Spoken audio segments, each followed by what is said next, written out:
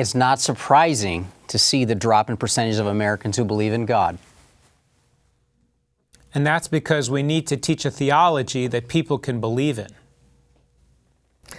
The American Religious Town Hall meeting is now in session.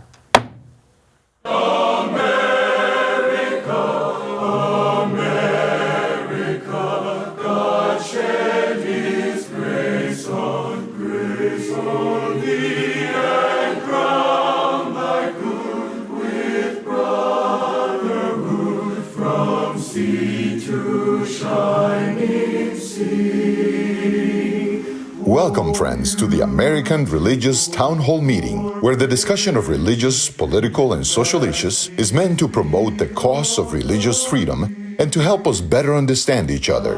And now, here is your host and moderator. Welcome, viewers. Thank you very much for joining us at our show today. My name is Andrea Luxton. I'm president of Andrews University in Michigan. We have some expert panelists here, and I want them to introduce themselves to you.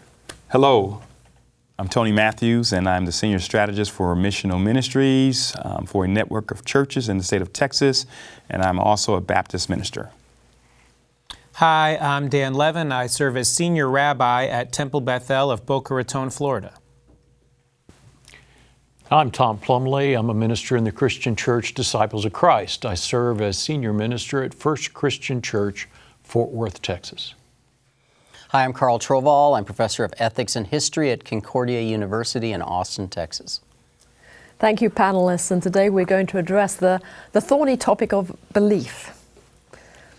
According to a Gallup poll released in June 2022, the percentage of Americans who say they believe in God has dropped to the lowest number in the past 90 years.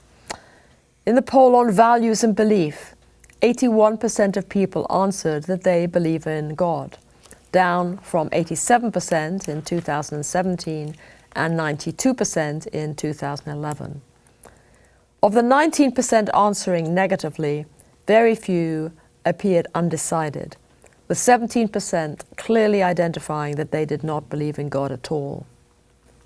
Compared with other nations, however, 81% is still a high percentage of the population. What is most challenging is the speed of the shift and the clear polarization between those who believe and do not believe. Some would see this shift as the inevitable result of secularization and a reflection on the shift of attitudes by generation, with the belief percentage of those who are 18 to 29 years old falling to 68% from 78%.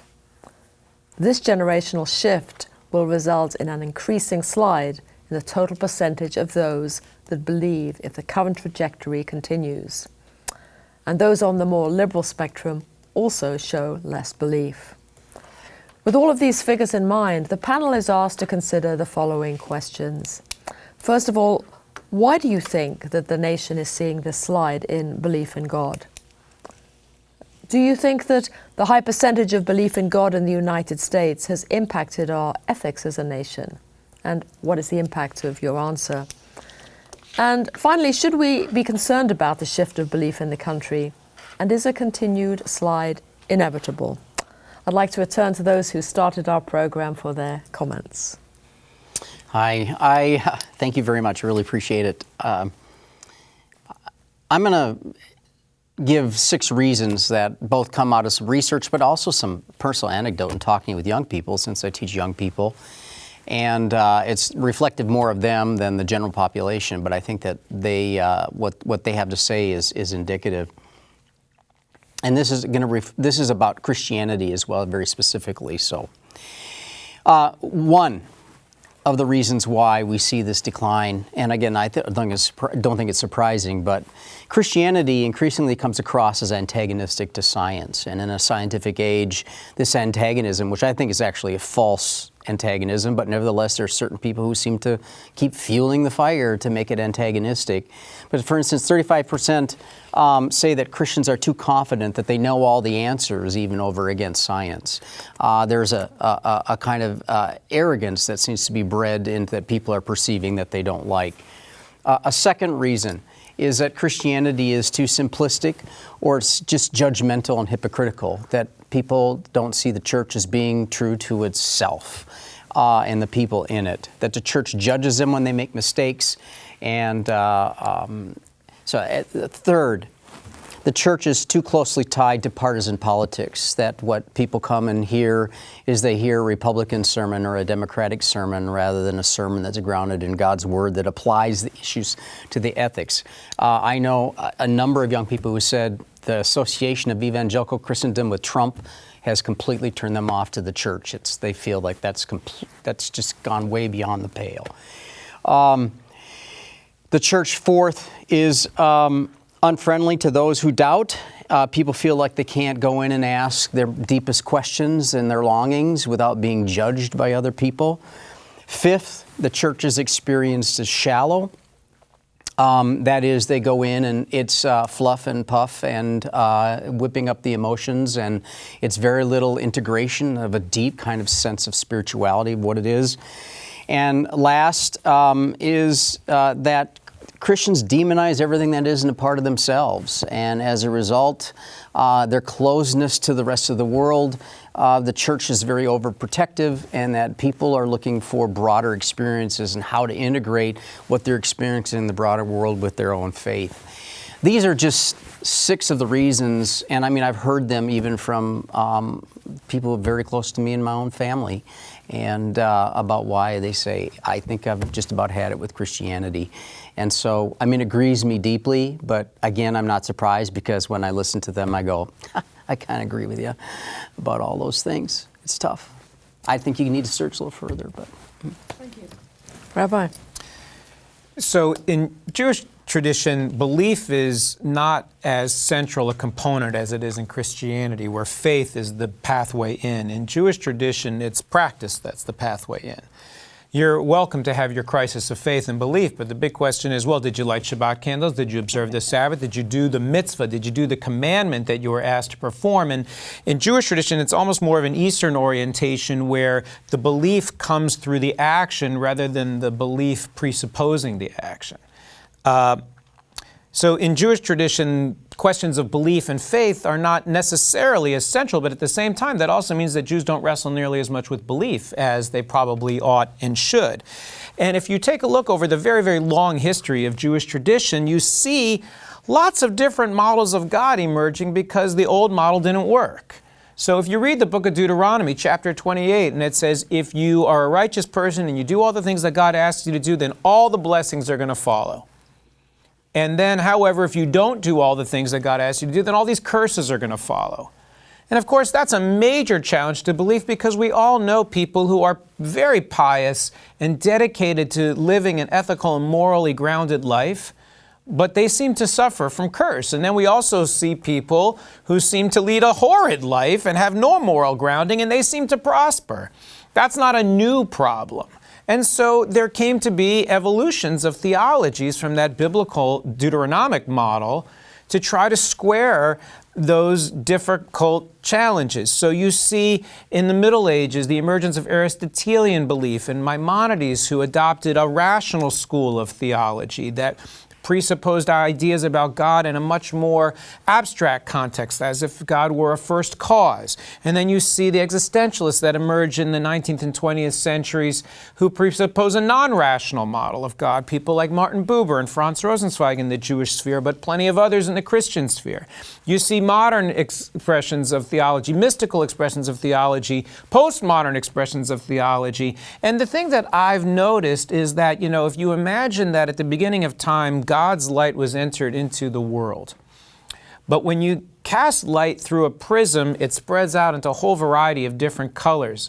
And that doesn't mean that that is wrong light. Purple or blue or red is not wrong light. It's a way of refracting that light into the world in which we live. And I find that when you introduce someone to a theology that works, you see the light bulb literally go off. You see the light enter into that person because it resonates with their truth. So when people say to me, I don't believe in God, I usually say, Mazel tov, congratulations. Good. Feel better? Now tell me what you do believe in. Tell me what is the basis for the grounding of your moral and ethical stances. How do you choose something on which you are grounding your life. And oftentimes young people say, I have no idea. And that's where I think we all need to encourage people to search for a theology, not to say it's this way or the highway, but to say, all right, let's keep exploring. In all of our faith traditions, there are thousands of years of people struggling with theology and belief. Let's enter into dialogue across the ages with those people and see if you can find a pathway in that helps you to build a relationship with the divine. Interesting. We're talking about a Gallup poll here that found only 81% of people believe in God. Well, you know, polls are also showing that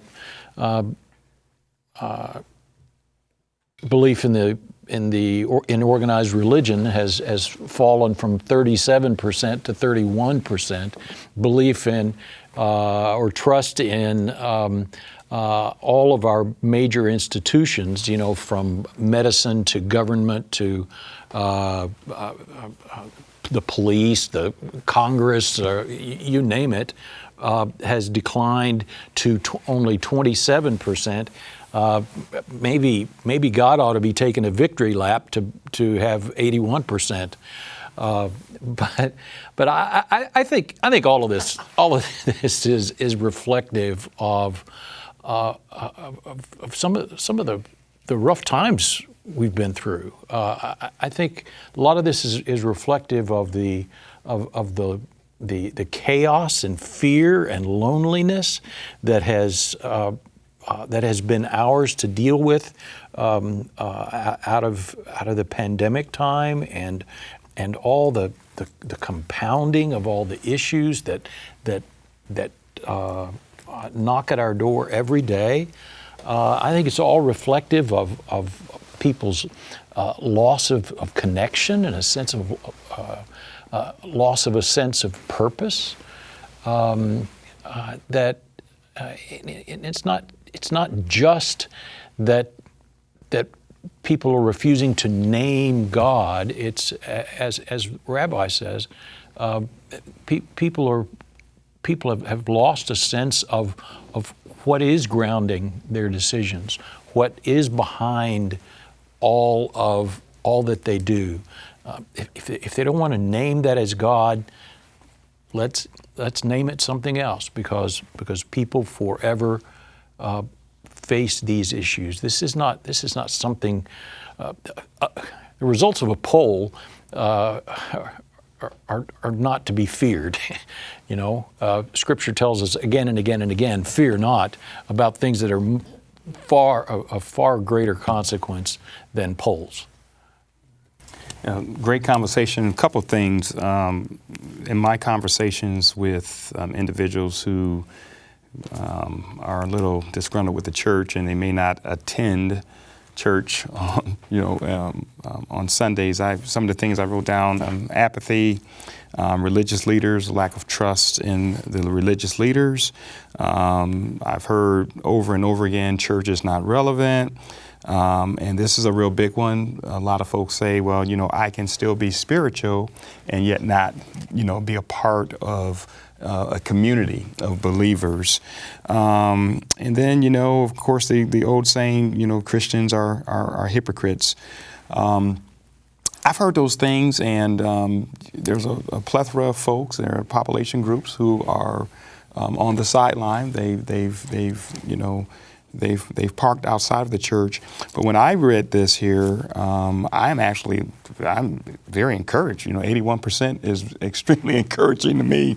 And I look at the 17% that clearly identify themselves as not believing in God. Wow, what a great opportunity we have to do some evangelism, So that's how I'm looking at this here, is that you're always going to have in society, a large amount of folks who will say they do not believe in God.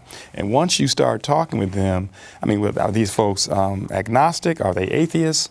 I think this is a great opportunity for the church and people to really engage this population group who say they don't believe in God, and then try to not just have a theological discussion with them, but build a relationship. It's a great opportunity to build relationships. I think, I don't know if there's any stats out there on, let me say this, I think that it's important that we give people the freedom, pastors and Christians and religious people, to befriend folks who say they don't believe in God. I have a friend who's an atheist, and we've talked quite a bit. He's a great guy. We're at the point where we can get into debates, you know what I'm saying? And we still have our friendship. And I think, at the end of the day, he watches how I, carry myself. And I'm hoping one day that he will, because a lot of times the closest thing that a person will get to God is our lives and how we interact, so they're exegeting us, even if they don't believe in God. So I think this actually is kind of encouraging to me. So, I'm not afraid of it. I say we have an opportunity to evangelize. And then with the 81%, I think we need to just continue to strengthen, that faith community, teaching, discipleship, and keeping them rooted and grounded in the Word of God. And those who are Christians who left the church, we just need to find a way to talk with them and see what we can do to get them back. I think that I'm resonant, Tony, to what you say about the folks that come to you and say, well, Rabbi, I'm not religious, but I am deeply spiritual. And what I hear in that is that the ritual modes are too constricting, or they're unfamiliar, or inaccessible. Martin Buber, who was a German existentialist of the 19th and 20th century, wrote this fantastic book called I and You, sometimes translated I and Thou. And what he talks about from a ritual sense is that so often we get caught up in the it of a ritual. We get caught up on do I light the right candle first or the left candle first? Or do I stand or do I sit? Or what are the words? And in my tradition, there's this whole other barrier to Hebrew, right, which is the core of what Jewish traditional liturgical practice is, but people are not conversant or knowledgeable, fluent in Hebrew. And so there's all these barriers to ritual practice, and because the ritual practice seems alienating, the whole project seems alienating. And so I think that the more that you can help reduce those barriers to entry and engage people in those conversations, then you can start talking about, all right, well, you say you're deeply spiritual, what does that mean? And what is the foundation of that spirituality? And how can I help you see how the practice of Judaism, and in other cases the practice of other religious traditions, can help you to foment, to help you to prosper as a catalyst towards more and enhanced spiritual experience as opposed to a barrier to that spiritual experience. I've got a question I'd like to interpose here, and I'd like to go back to where the rabbi started. In a way, he's gone a little bit back there now too. The fact that as generations move on, and we see the shift with the young people, they are looking for that part of God, recognizing how large God is, that prism, that may be different to the one that has been the one that is familiar to us. So what responsibility do we have not to just hold on to our tradition that feels comfortable and expect everyone's going to be like that, but to look forward to what might be needed out there and respond to that? I don't know if that makes any sense, but I think that's a part of our conversation we need to have. Well, I think just very briefly, in thinking about how we sort of bring young people into a new conversation, I think it has to do where we are very deliberate in offering permission to wrestle. And I think that when we say this is a free, safe space for you to say and express what you think, that helps to create an atmosphere for renewal of engagement. Yeah. And there has been so much that people have experienced where just the opposite is taught, that being around anything about religion is anything but a place to wrestle. Great. Thank you. Let's have a break. We hope you're enjoying today's program.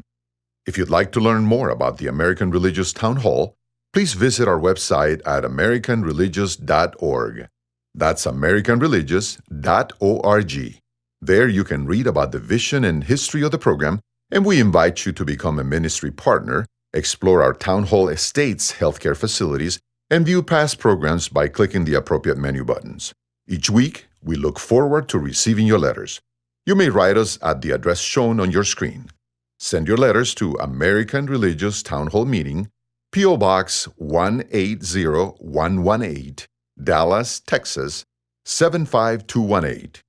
If you have a prayer request, please send it to prayerrequest@americanreligious.org.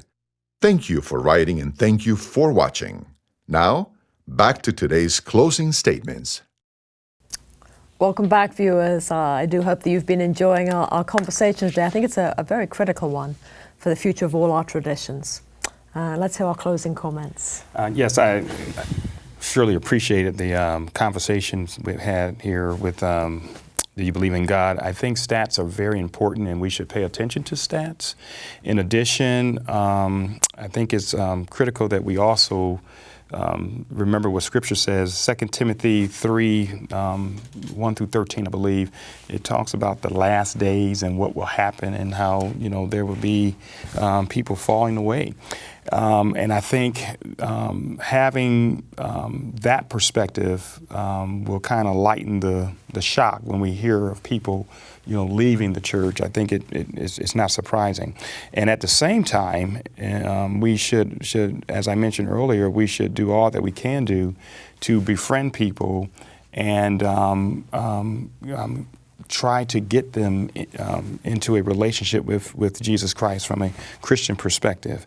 And so, again, this is not troubling to me. I think I'm not concerned. If it is a shift, it just means that I need to shift and go with the flow and try to win people to the Lord. Thank you. I'm not at all worried about the Holy One. God can take care of God's self. What I'm concerned about is that lengthy list that Dr. Trovol started our conversation with, of which was really a list of how people are turned off by people who claim to believe in God. The hypocrisy and the politicization and all the rest, where people of faith seem to be against everything, or against be most clear about being against other people. So those are the things that I'm most concerned about, because I think that sort of thing makes us the worst evangelists. I would guess, I think the case could be made that that's been the problem with the church since the Constantinian era, that the church itself has been the worst evangelist for Christianity. Hence the rise of monasticism, right? Yeah. Right, to try to spiritually renew the church because it was corrupted by the state. I think one of the consequences, I'm going to just move forward. One of the things that concerns me a little bit about the statistics, I agree God can take care of God's self, and I don't have any worries on that end. I get a little concerned about our communities of moral discourse in America. In other words, I remember my parents arguing, and in church we'd argue about moral issues and scriptural issues and theological issues, and so I was comfortable in that world. But it was the discussion of morality was always separated from politics. And I'm afraid that if people lose and don't become members of a moral community, of whatever religious community they are, and they only talk about morality in the context of political expediency, I'm afraid that our discourses only continue to descend, that we need places of moral discourse. And I want to encourage people to come in and have honest conversations about that. Yeah, I would agree with that. I think moral relativism, or an ungrounded morality, is really dangerous. We have to have a strong sense of belief and a sense of what's right and wrong and be able to ground that in something. But at the same time, You know, faith has two valences. There's the certainty, the belief part, and then there's the humility part, the, well, I'm not sure part, right? I can't prove it part. And I think too often people of faith, and it doesn't matter what brand of faith you profess a certain measure of chauvinism and arrogance as if they had a monopoly on the truth. And that is not only repugnant to people who share their faith, it's also repugnant to people who are questioning their faith. And I think we have to do a better job of replacing arrogance and chauvinism with an internal sort of humility that is really important. I think also there's a Hasidic idea of, you know, often we think of ourselves as, you know, we're here and God is there, and that there's this chasm that we have to somehow traverse or cross in order to build a relationship with the God that's out there. And they propose something different. What if you imagine that you're here and God is there, and that you are actually in God, and God is actually in you, so that the dialogue you're trying to have with God is not reaching into outer space trying to find a God that you can't find, but that actually the journey to find God is a journey inward, and to develop a sense of an awareness outward, so that you realize that all of the things you were searching for are actually right there before your eyes. You just have to learn how to focus. Great, thank you. Thank you so much for today's conversation. I think there's a number of ideas that I go away with, and one of them is said toward the end, that humility. You know, I think when we look at those out there who are struggling with belief, probably our humility more than our certainty is probably what brings them and attracts them to searching for themselves, to discover themselves, and we walk alongside them in that moment of belief. So, all right, thank you very much. The Charter of the American Religious Town Hall provides that Roman Catholics, Protestants, Jews, educators, and others may appear on this program and can declare their beliefs without hesitancy, and the rest of the members of the panel will uphold and guarantee that American right to all who will appear, irrespective of race or creed, so that the rest of the world can see that here in America we believe in civil and religious freedom, not only in theory, but also in reality. And so now, friends, until next week at the same time and over the very same channel, the American Religious Town Hall meeting stands adjourned. And may the God of all of us bless all of you.